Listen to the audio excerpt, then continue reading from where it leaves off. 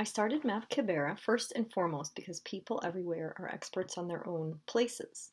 People creating their own data for their own purposes not only produces the highest quality maps, but is the most ethical and respectful approach. In 2009, Map Kibera began with working with residents and youth to put the Kibera slum of Nairobi, Kenya on the map for the first time. And for 10 years now, I've been working on making mapping more accessible to people in vulnerable communities, connecting them to OpenStreetMap and open source tools.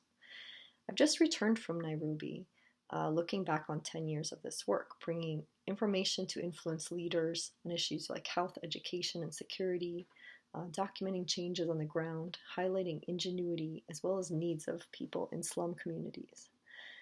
But unfortunately, it's still rare that people are asked to map in their own community, in spite of the spread of OSM mapping over the years. Most of the time, it is those with more education and wealth that enjoy opportunity to become skilled mappers.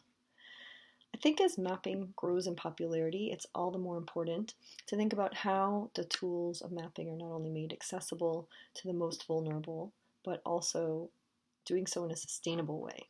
It's not enough to do one-off community-driven mapping projects here and there.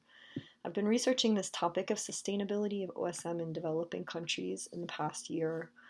The major challenges to sustainability include financial and economic challenges, sociopolitical challenges, institutional challenges, and technological challenges. All of these I've detailed so far in my research.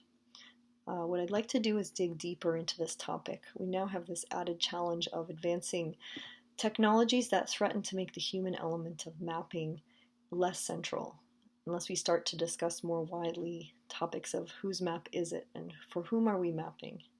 I'd like to bring together the right people interested in access, power, economics, and equity in geography, discussing this together.